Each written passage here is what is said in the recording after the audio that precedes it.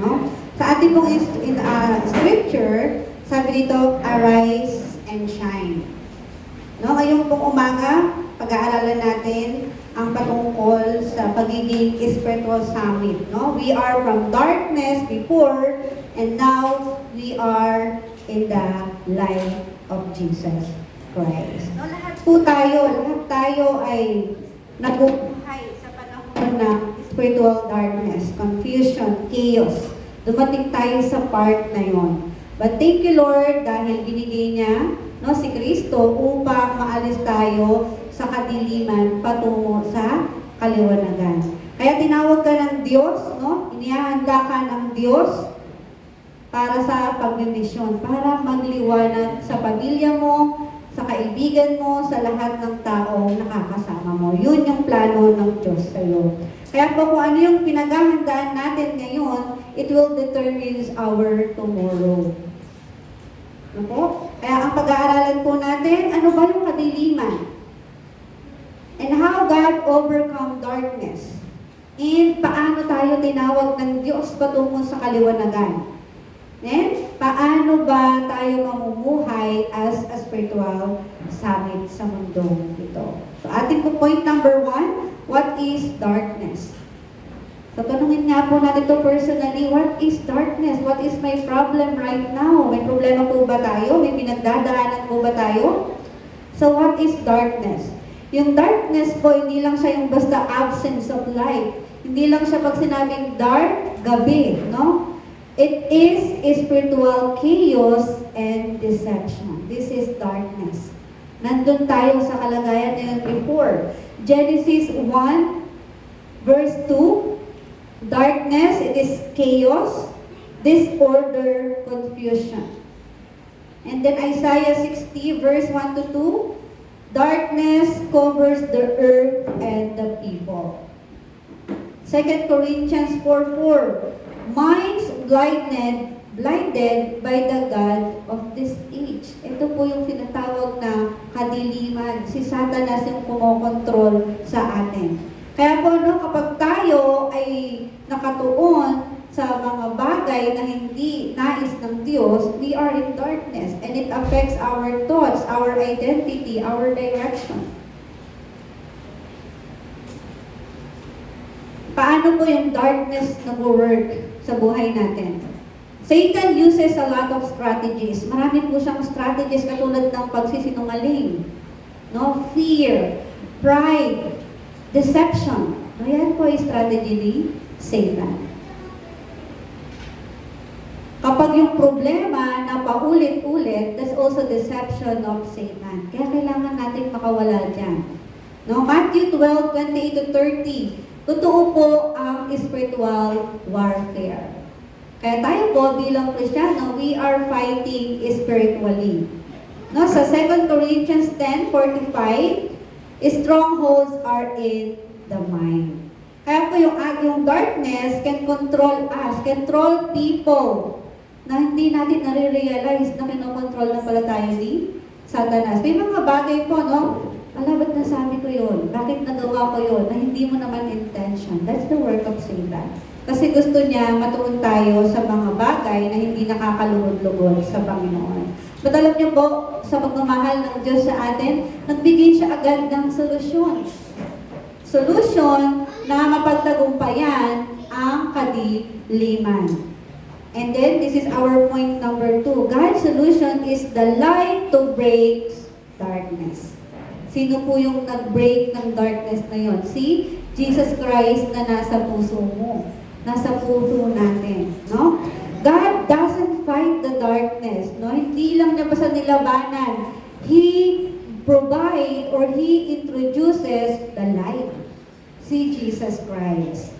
Kaya po sa creation ng Panginoon, ang una niyang kinreate, sinabi niya, no, Genesis 1 verse 3, let there be light. And then, dahil sa command na yun, nagkaroon na light. Yun yung unang-unang kinreate ng Panginoon, no? Tinanggal niya yung chaos, tinanggal niya yung problem, tinanggal niya yung darkness. And God is our light. Tandaan po natin, if you have problem right now, kung meron ka pinagdadaanan ngayon, remember na God is our light. God is the solution. Psalms 27 verse 1, the Lord is my light. So this time, panghawakan natin within the week that the Lord is my light. Na parang feeling mo, wala ka ng kasama, feeling mo nag-iisa ka, remember that the Lord is your light. Tutulungan ka niya sa tamang direksyon ng buhay natin. Isaiah chapter 60 verse 1 to 2, ang sabi ng Panginoon, rise! Rise up, Shine! His glory appears to you. Kaya nga, makita tayo ng tao na we are different because we are shining the light of Jesus Christ. Wala pa tayong pera sa bulsa natin, wala man tayong mga magagandang kasuotan, but remember, you are nagliliwanag ka. Naninilaw ka, Dahil meron kang kaliwanagan mula sa Diyos. Kaya po yung light, kapag may liwanag, clear. Kita mo lahat, Kita mo yung direction, ipapakita ng Diyos yung direction sa buhay natin, and then yung clarity. Ito pala yung buhay ko.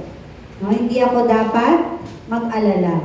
And then point number 3, Jesus is the light. This is our turning point. Maunawaan natin na sa buhay ko, si Jesus yung liwanag. Darkness cannot remain where Jesus is present. Kaya yung problema, kusang lalayo yan. Yung temptation, kusang lalayo yan if we experience the power of Christ. Kaya nga po, pagka nandun tayo sa temptation, we need to resist. Alam na natin yung mga dapat, pero we need to know how to fight with it. John 1, 1-14, Jesus is the Word and the light. John 1:12, those who receive Him become children of God. Sino po si Jesus ay liwanag. At ang anak niya ay, tayo po na anak ng Diyos ay may liwanag. 1 Peter 2:9, called out of darkness into His marvelous light. Tinawag ka ng Diyos. Tandaan po natin yan, Kaya po, kapag si Jesus ay nasa atin, yung darkness lalayo siya. Yung identity bilang anak ng Diyos, mare-restore. Yung purpose mo sa buhay, i-reveal ng Lord. Bakit ka ba nabubuhay? Bakit ka ba nandito?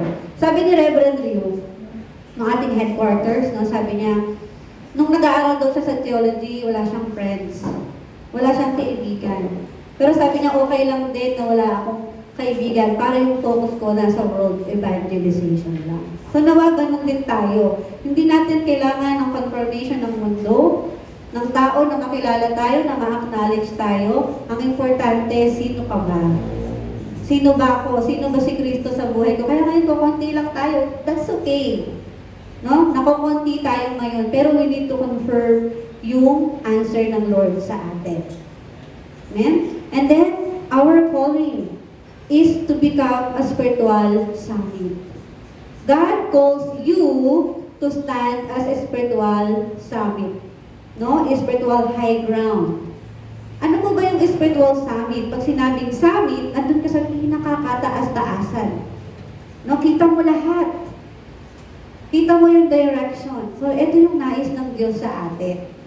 Na makita natin yung nais ng Diyos sa buhay mo. And also, spiritual summit is becoming a leader. A leader na may mabuting balita. Influencer. Influencer na may mabuting balita. And then, we have also responsibility as a spiritual summit. Kaya tinawag ka ng Diyos as a spiritual king, a spiritual president, a spiritual summit. Kaya remember, that's our identity. Kaya kung piling mo, ako na pinakamahirap sa mundo, no. Tinawag ka ng Diyos as a spiritual king, queen, president, summit. Remember that, Hindi lang dahil kailangan natin ng power. But yung tinutukoy dito, spiritual summit is doing a service or having salvation. Paano naman po tayo mamumuhay as a spiritual summit. So we need to have an attitude of the summit. Now we need to have a confidence na meron tayong Kristo. Nung nasa vacation po kami, mayroon kaming naka-team. Kwento siya ng kwento about dun sa experience nila sa Israel, sa Jordan. So it's all about Catholic. Kasi di ako kumikibo. Tapos sabi ni Bibi, si Sarah po, nagpastora po yan, so hindi po kami Catholic. So naman ganun din. Sabi ko, yung confidence natin na tayo ay Kristiyano. No? Huwag natin ikahiya na tayo ay Kristiyano. So nga, saan ko na-realize ko yun, oo nga, no? So, and then, we can able to share the gospel, no? Magkaroon tayo ng confidence na magbahagi ng mabuting balita. And then, we have, if we have the attitude of a summit, we expect to overcome darkness. No? Then, meron pa akong isang experience, paalis na lang kami sa isang place. Then, na-realize ko, si Lord, pinoprotektahan niya pa rin ako. Habang tinry po namin kumain sa street, no? Yung isa sa mga pinuntahan namin doon na masarap daw yung pagkain, tinry namin. Straight lang po yun. Pero ni-remind na kami ng tourist guide namin na be careful dun sa mga local people. So kami ni Mira nakaupo dun sa may street, tapos may lumapit sa akin na lokal. So nag-Vietnam siya, hindi ko naiintindihan. Nag-iintay ako ng yung pagbabayad ako. So nag-iintay ako, sobrang busy ng mga tao doon. May lumapit sa akin, tapos hindi siya nag-i-English, kinakausap niya lang ako.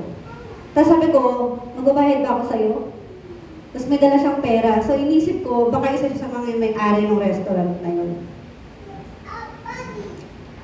Nakaganyan yung pera, so mayaman kami doon, meron akong 500,000, no, doon. Isang papel lang. So, million ang withdraw doon. So, mayaman kami that time. So, may hawak akong 500,000. Kinuha niya. So, malaking lalaki siya, mataba. Kinuha niya, tapos bigla siyang umalis, nakabike. So, alam niyo po, ginawa ko, hinabol ko.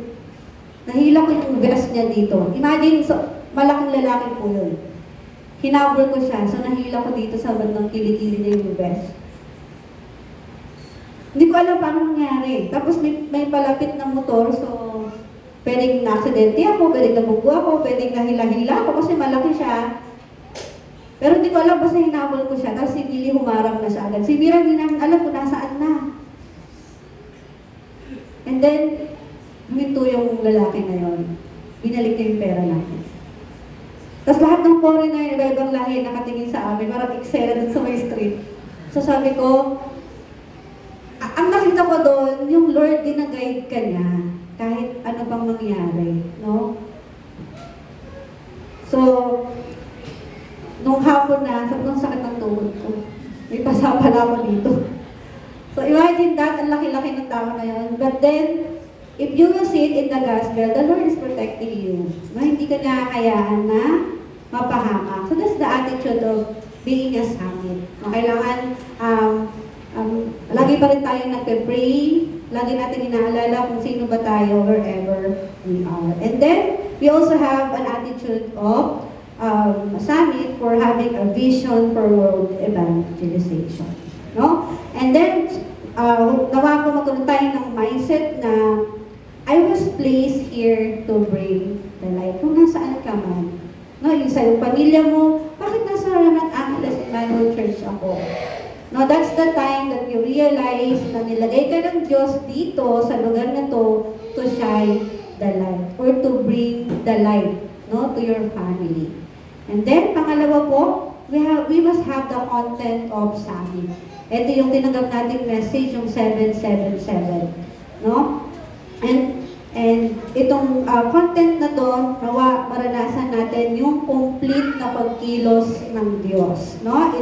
Life built on prayer, word, and gospel focus. Kaya sa ating morning devotion, ito yung nakatuon tayo, no, sa deep prayer, meditation, and then evangelism will follow. Pangatlo po is direction of the summit. Your life should move into three direction. Una po is illuminate.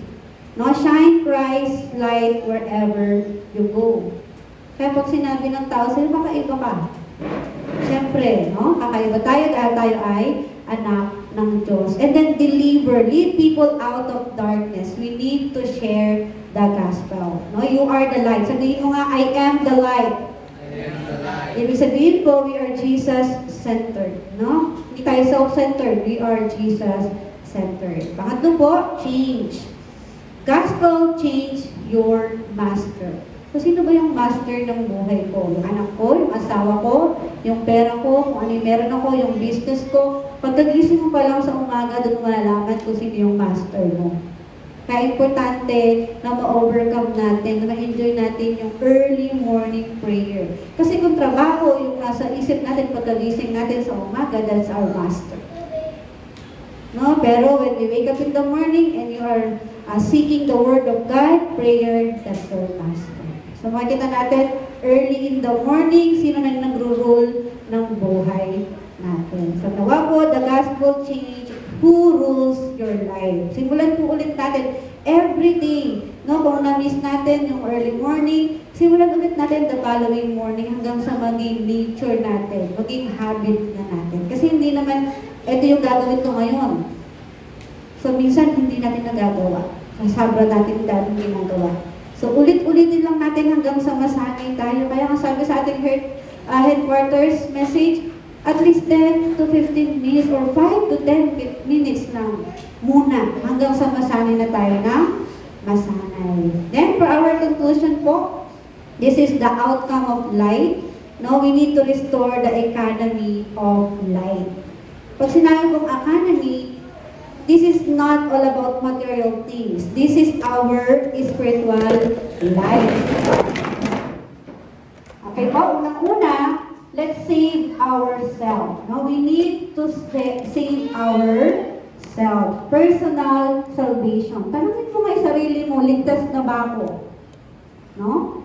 Kung magdadalawang isip ka, you need to save yourself. Next po is save your family. We need to save our family. Kung di pa sila nakakakilala at this moment, we need to pray for them early in the morning para dumating yung time schedule ng Panginoon to save our family. And then revive the church. Restore the church. No? Ito po yung nakapaloob sa restoration ng economy of life. No? Ang ma-revive, ma-restore ang ating sarili, ang ating church, ang ating family. And then be a spiritual summit now. Sabi ng Panginoon, ngayon ka na. Dapat maranasan mo yung spiritual summit now. Hindi mamaya, hindi bukas, ngayon na. And then have the spiritual summit time. So this is our daily prayer time, word meditation, and gospel reflection. So this is the New Year's message, prayer in the morning, noon, and night time. No? Kaya po yung liwanag, nagsusustain siya through consistent time of God. Kaya po kung hindi tayo consistency sa ating panalangin, malamang po ay tayo ay magkaroon ng or mabahiran ng kadiliman sa ating journey as a spiritual summit. And then we must enjoy 300%. Beyond enough, no? Hindi lang kung ano yung meron tayo ngayon. May nakahanda si Lord sa atin beyond na hindi mo ine-expect na para sa iyo pala. Then, God restore what was lost. Ano man yung nawala sa atin? Nawalan tayo ng member, nawalan tayo ng scheduled time for Bible study. So, i-restore ng Lord niya sa atin. Kaya we need to enjoy muna yung salvation sa sarili natin. And then, God's overflowing restoration and blessing under economy of life, no, is slide beyond, no, beyond sa hindi mo. Pag slide mong beyond, yung hindi mo nakikita, nandoon yung hinanda ng Lord sa iyo. Kaya sabi ng Panginoon, pumunta ka sa lowest place and see the highest place, no? So nawa po, makita natin na tayo ay nagliliwanag dahil kasama natin ang Diyos. Pinagpapala ko po kayo sa pangalan ni Jesus. Nawa po maranasan natin yung tunay na pagpapala, liwanag na nanggagaling lang kay Jesus. Tayo po'y manalangin. Lord, salamat Panginoon sa mga sagot sa aming mga panalangin. Salamat dahil unti-unti mo kaming binabago sa magitan ng panalangin. Lord, may we continually enjoy yung panalangin namin early in the morning, noon time, Panginoon, even in our evening, may we see the answer. May we reflect, Panginoon, kung paano mo kami denied the whole day, Panginoon. Kaya Lord, salamat po sa salita mo. May we shine the light of Jesus Christ wherever we are, wherever we go. Bless us, Panginoon. Ma-enjoy namin yung identity na kami ay anak ng Diyos. Nawa, gamitin mo kami, Panginoon, to save our family, to save our relatives, to save our region, Panginoon, the Philippines, and the whole world. Kaya Lord, tulungan mo kami na maranasan si Kristo araw-araw. Anumang gawain ng kaaway to experience darkness, problem, Panginoon, chaos sa buhay namin, I command it to go away, I will overcome this in the name of Jesus, in the name of Jesus Christ. Lord, salamat po sa kabutihan mo. Salamat sa pagpapala mo sa amin. Sa iyo ang papuri, salamat sa aming pangalan ni Jesus. Tayo sabi na, Amen.